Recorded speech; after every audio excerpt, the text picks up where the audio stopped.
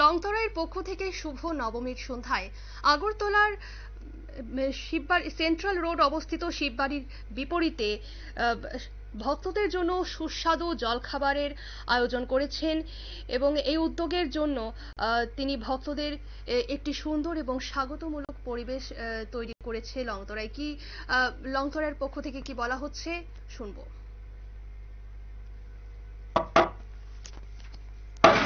সারা বছর ব্যাপী সাংস্কৃতিক ক্রিয়া করে বিভিন্ন দিক থেকে সামাজিকভাবে সে জড়িয়ে থাকতে চেষ্টা করে।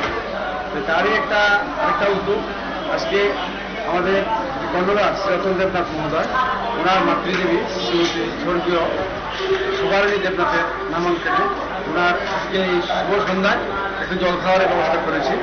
তো আমরা এখানে প্রায় 20,000 লোকের যে জল খাওয়ারের ব্যবস্থা রেখেছি, সেখানে ব্লাড টেস্ট রয়েছে, ভোটার কার্ড আমরা এগুলো ছোট একটা আয়োজন রয়েছে, সেগুলো আমরা চালাচ্ছি।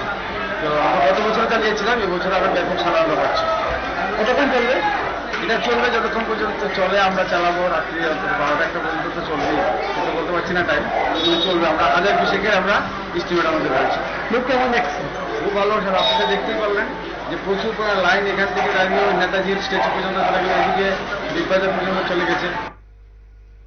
আপনারা শুনলেন লংতরাইয়ের পক্ষ থেকে গত বছরের ন্যায় এ বছরও তারা সুস্বাদু জলখাবারের আয়োজন করেছেন ভক্তদের জন্য এবং এই উদ্যোগের মাধ্যমে ভক্তদের সুন্দর এবং স্বাগতমূলক পরিবেশ তৈরি করেছে লংতরাইয়ের পক্ষ থেকে। নিয়ে নিচ্ছি ছোট্ট একটি বিজ্ঞাপন বিরতির সঙ্গে থাকুন।